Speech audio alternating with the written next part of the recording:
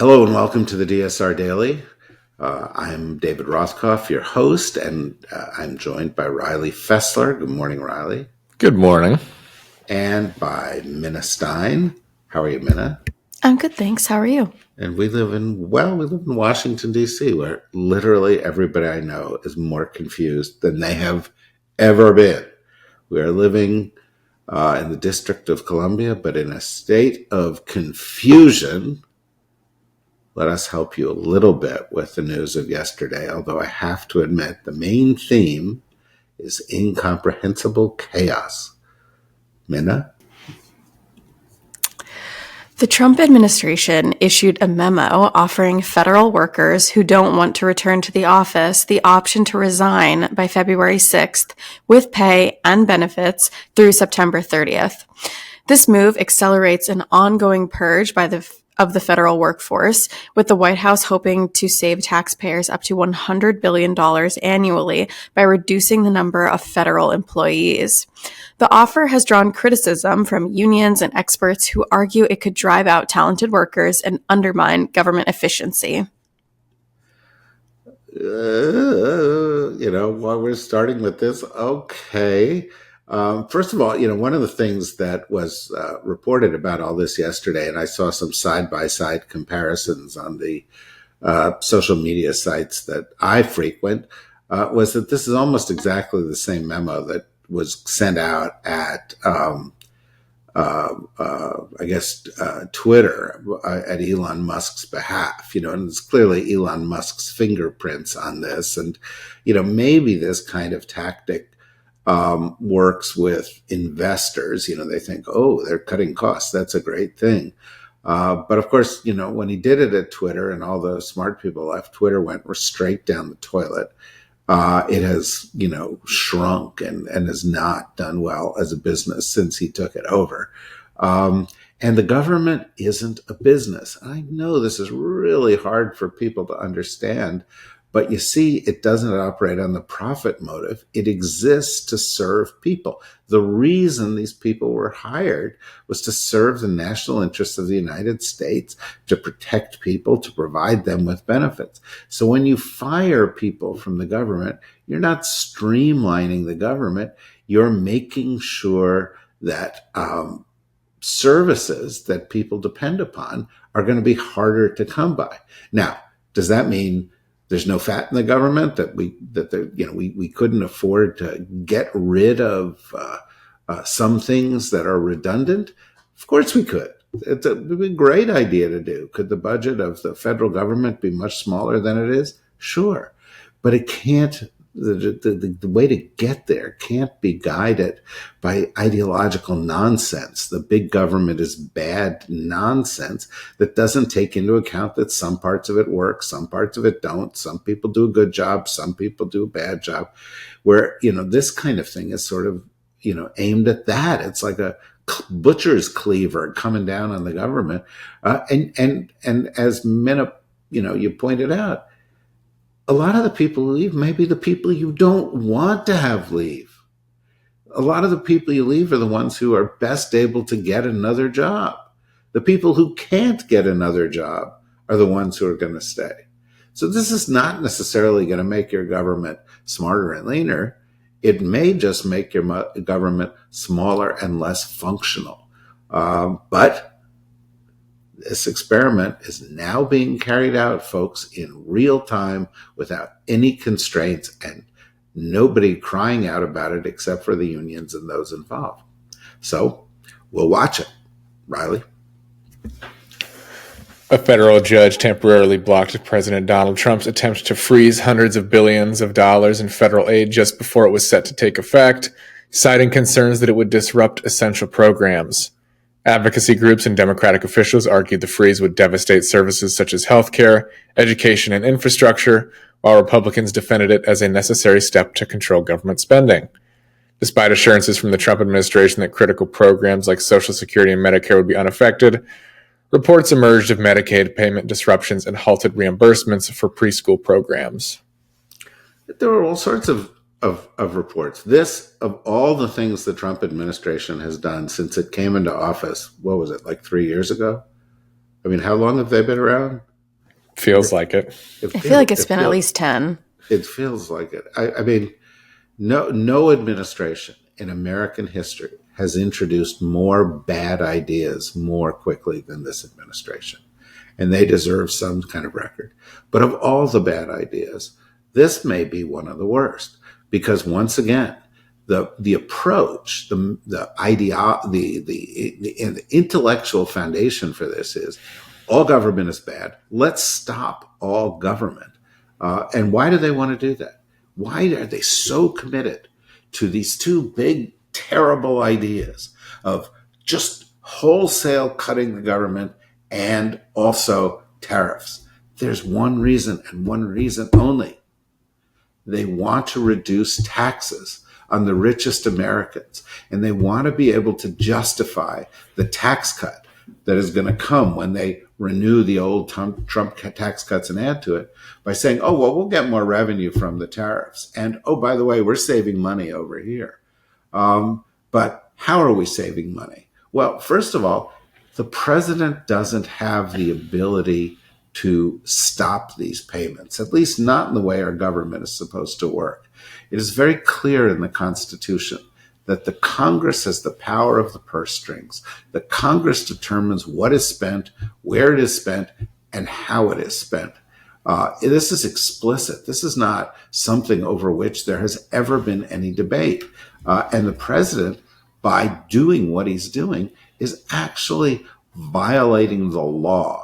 Because when the Congress says spend $1 on, send it to Riley, that's the law, and the president doesn't have the right to abrogate the law. Legally, it has been established the president does have the right to make small, short pauses in how the law is administered, how the money goes out, but short pauses, not wholesale cutting of these programs. And furthermore, you would think that they would have gotten this one better because they had 4 years to figure out how they were going to do it. And the 2-page memo that launched this cuts of federal grants and loans and spending, the memo was not only grounded in faulty legal reasoning, it didn't contain any of the details. So for the past 24 hours, they were going, oh, no, we don't mean Social Security. Oh, no, we don't mean Medicare. And then they thought, okay, we're past that. And then they go, oh, all 50 states' websites for Medicaid have now gone down. And they go, oh, Medicaid, we don't know where we come out of that. And then they go, well, there's no SNAP program for food assistance. And they're like, oh, well, we didn't mean to take away SNAP program. We're going to provide all funds that go directly to people to continue to provide their services. And then, if you listen to the press conference yesterday, the question was, well, what about funds that go to Meals on Wheels or other organizations that serve people? And they're like, we think we've got this covered. They don't know what the fuck they're doing. The pilot in command of the airplane is a fucking chimpanzee. And we are sitting in the back going, well, we wanted change. Now we're going to see how a chimpanzee flies an airplane.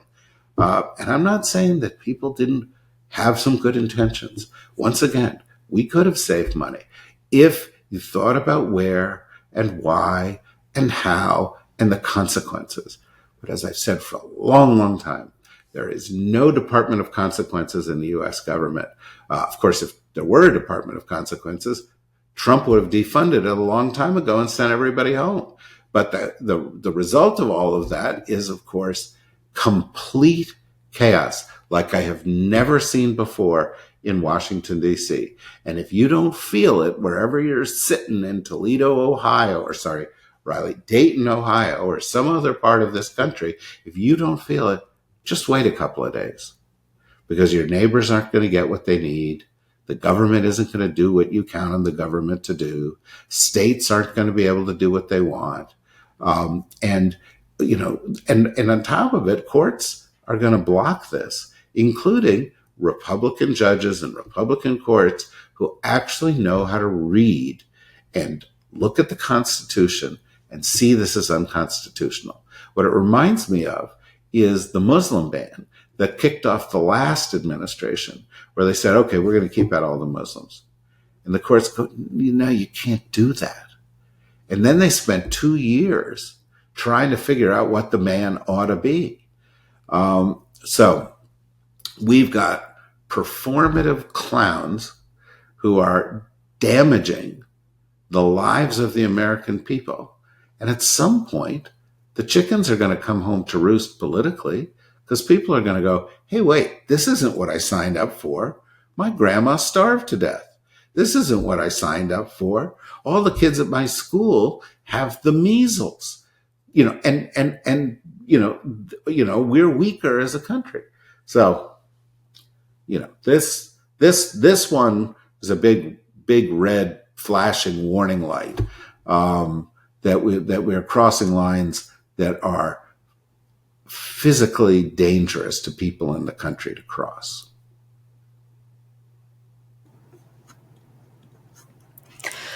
Caroline Kennedy condemned her cousin, Robert F. Kennedy Jr.'s nomination to head the Department of... Did you see this? Did you read this, Riley? I haven't yet. I'm learning about it in real time. Oh my God. Okay, go ahead. I hope you've got the good parts in here, Minna. Calling him a predator who has misled the public with his anti-vaccine stance while profiting from it. She criticized his past influence over family members struggling with addiction and argued that the U.S. needs a health leader committed to advancing public health, not rejecting medical progress.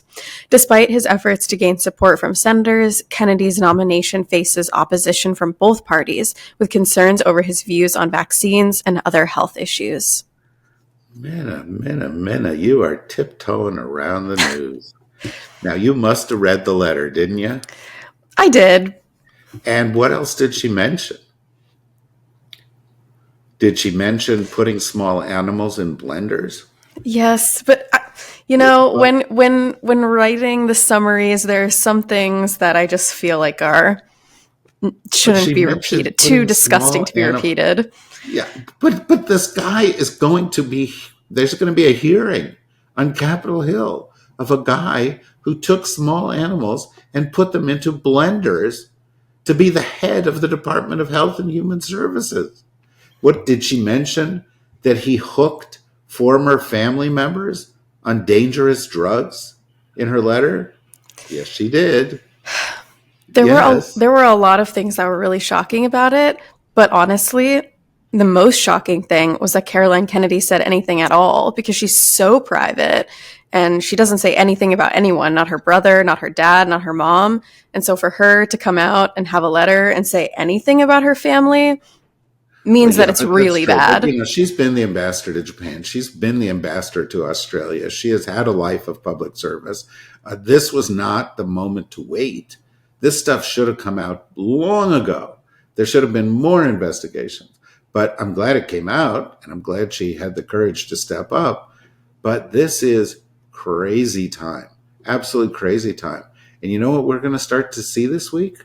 We're going to see hearings of RFK Jr. and Kash Patel and Tulsi Gabbard, none of whom should be confirmed to be dog catcher.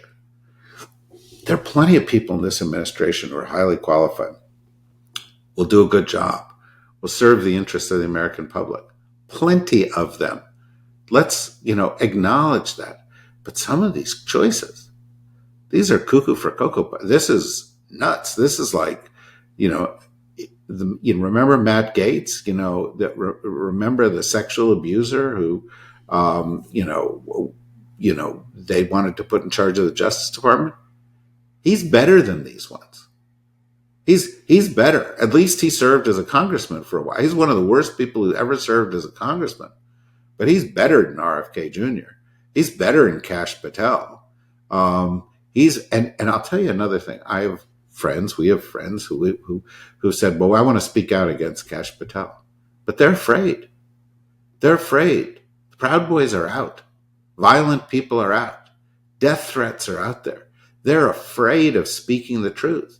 And what you can end up with in those kind of cases is wholly unqualified people with awesome amounts of power twisting the purposes of agencies without any regard for the Constitution or the national interest. Watch these hearings very closely, folks. This is a measure. Anybody who votes to confirm any of these three people is a coward and is not fulfilling their oath of office. And I don't say any of that lightly. And my guess is one or two of them may make it through, possibly all three. That's where we are as a country right now. Riley? On a less serious note, Google Maps will soon display Gulf of America instead of Gulf of Mexico and Mount McKinley instead of Denali for U.S. users, following an executive order from President Trump. Google stated that it follows official government sources for name changes, but the Gulf of Mexico will remain unchanged for Mexican users, while global users will see both names. Trump's decision, part of his effort to, quote, restore American greatness, reverses Barack Obama's 2015 restoration of Denali's indigenous name and has faced opposition from Alaskan lawmakers and criticism from Mexican President Claudia Sheinbaum. Yeah, we're just getting started. Trump's going to rebrand this the same way he did Trump Steaks, the same way he did Trump University, the same way he did Trump Casinos, all of these ventures, which the American people have said, yeah, we want you to run America like you have run those ventures. By the way, none of those ventures exist. You know why? Because he did a terrible job and he's a failure as a businessman. But if we don't end up the United States of Trump at the end of this administration, I'd be super surprised. He's repainting Air Force One so it's in bolder colors because he doesn't like the muted colors chosen by Jacqueline Kennedy in the early 1960s. So let's redo that. After all, Melania redid the Rose Garden from the way that Jacqueline Kennedy did it the last time around. But what's going to get named after Melania? Perhaps we'll, end up with states named after each one of his kids. South Dakota could become South Donald. Small territories will probably be renamed after Tiffany. Perhaps Guam we would rename after Tiffany because she doesn't really fit in the center of all of this. Pennsylvania could just be renamed Eric. And that's where we're going to go as a country. Things will be named after Trump and Trump's friends. Maybe the WWE will get a couple of good names in there. Who knows? Maybe Mount Washington will be named after The Rock. In fact, that's actually probably of all these, it's not a bad name. Let's just call it The Rock. It's a big rock. That makes some sense. But this is where we're going, folks. We're going to live in a rebranded country, and the world is not going to change its maps, and it's going to think we're purely cuckoo. But if you're bothered by this, let's remember. America is named after Amerigo Vespucci, who obviously didn't discover America. He was not even among the first Europeans to get to America. It was just that a map maker put his name on a map and it stuck, and a lot of the things that we could, the Navajo people ended up being called the Navajo people because of a Spanish slur. The real name is Diné or something to that effect. We renamed lots of things. Obviously, our history is of mislabeling the country and ignoring what it's really called, and that's where we're going. And wherever you live could suffer the same fate as Trump Steaks. I don't know, Minna, Florida's not safe. Riley, Dayton, Ohio is not safe. I'd like to see him try and name New Jersey. Where I come from, we wouldn't put up with that bullshit. But, Florida's about to get renamed after Hulk Hogan. Florida could be renamed after Hulk Hogan. It could be called the Hulkster. It could be, who knows? Um, I wish I knew more about wrestling, or I could make some wittier remark. All right, what's our last story here? U.S. Secretary of State Marco Rubio told Egypt's foreign minister on Tuesday that ensuring Hamas can never govern Gaza again is crucial following President Trump's suggestion that Egypt and Jordan take in more Palestinians. This comes after Trump proposed a plan to, quote, clean out Gaza, which sparked concerns of Palestinians being permanently displaced, a fear long-standing in Palestinian communities. Rubio's call focused on holding Hamas accountable and ensuring it cannot threaten Israel or govern Gaza in the future. Wait, what is that, a fake story? No. That's a normal cabinet member doing a normal thing in a normal way that's in the United States national interest. Is this a story from a different time? Is this a fantasy? No. I mean, fortunately, no. No. I mean, okay. I love it. That's normal. That's the way the government's supposed to work. And Rubio, I don't agree with Rubio on a lot of things, but he's perfectly capable of being Secretary of State. The Secretary of Treasury is perfectly capable of being the Secretary of Treasury. The Attorney General is perfectly capable of being the Attorney General. A bunch of these people are perfectly capable of doing the jobs they've got. The White House Chief of Staff, I don't like what they're doing, but Susie Wiles is doing a good job running the White House. I watched the press conference yesterday. Did you guys watch that? The woman, what's her name, Levitt, who is the youngest press secretary in U.S. history. She's 27 years old. What are you doing with your life, Riley? But she's 27 years old. She did a pretty good job. I mean, I didn't like anything she said. She was odious. She was like, oh, Trump's a god. And, she, pushed back on any questions that were, of real substance and so forth. But she stood behind the podium. She took the questions. She provided answers. They were the government's answers. In prior governments, prior people have done the same job. Again, I was impressed that a 27-year-old could do that. I didn't like what she was saying, but I was impressed with what she was doing. But this is a difficult moment, folks, and it is refreshing when things are working the way they're supposed to be working. And I'm grateful to you, Minna, for giving us a story of normalcy. And perhaps we'll have more of those in the future. I hope we do. I don't want us to sit here and become one note and talk about craziness. But yesterday, the past 24 hours, were a pretty crazy day. My final note will be a personal note because I was just thinking of her turning 27. It reminded me of a story. Riley, you're 26, right? Yep, that's right. When my mother turned 26 years old, or 27, I think it was just when she turned 26 or 27, she was already married to my father, and she woke up, and my father, the first thing he said to her was, well, when he was 26, Albert Einstein wrote the theory of relativity. By the time, T.S. Eliot was 26, he had written The Wasteland. And by the time Joan of Arc was 26, she'd already been dead for 7 years. This was the first thing my father said when my mother woke up that morning. And obviously it scarred her because she told the story on a fairly regular basis. This was the way the pressure was applied in my family. Anyway. Well, now I'm going to spend the rest of the day wondering why Riley is in Trump's press secretary. I could do it. Riley, why aren't you Trump's press secretary? I don't know. I haven't sold out yet, but give me some time. Let's see how this goes. I think you have it in you. You're from Ohio. Your governor is going to be Vivek. Yeah, I mean, listen, everybody loves a good "why I left the left" story. It's the perfect grift. So it is. You could go do speakers tours. You could, probably get a teaching gig at Liberty University. I can hawk Trump watches. A book contract on. I used to do this podcast with these crazy Jewish people.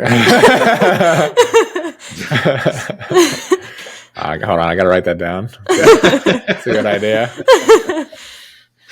All right, folks, that's the end of the DSR Daily for today. I hope there's a tomorrow, and if there is, there'll be more DSR Daily. We'll see you then. Until then, thank you, Riley. Thank you, Minna. Thank you, everybody. And as they used to say on Hill Street Blues, stay safe out there. Bye-bye.